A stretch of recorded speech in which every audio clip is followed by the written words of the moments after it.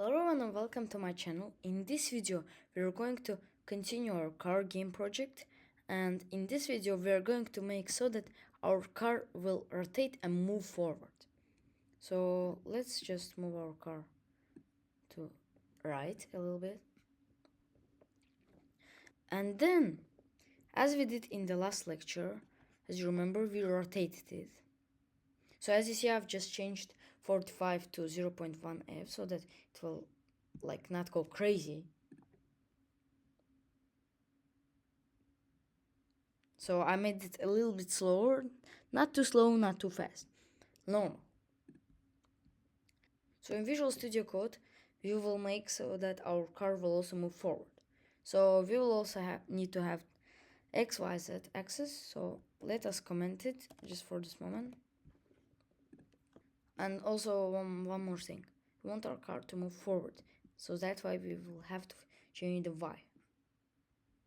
So that's why we're going to come over here. So as transform.rotate did, it's going to rotate, but in here to move our car, we're going to transform.translate. That's the method to move our car forward. Translate. Transform.translate. Then we put some brackets and 0, 1. Let's write 1, 0, and semicolon. Now let's save that up. Come over here to Unity. So I particularly know what's gonna happen, so I'm just gonna zoom out a little bit. I'm just gonna stay.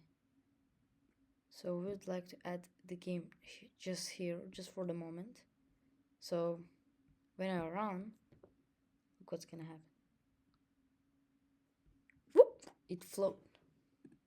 So let's put game to its normal position. So we would like to change it. We would like to change the 1 so that it will go a little bit slower. Let's write 0.01. And as we write in every, that we have to write F at the end because it's a decimal.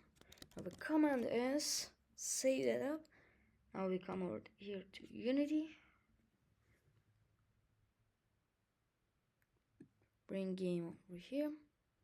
Let's make it a little like this. No, wait.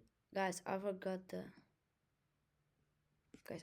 to uncomment this. So we come back over to Unity. Put our car over here because it's gonna go anti-clockwise or counterclockwise. So as you see, it's rotating. It's moving and rotating. So this was all for this lecture. See you in the next one. Bye bye.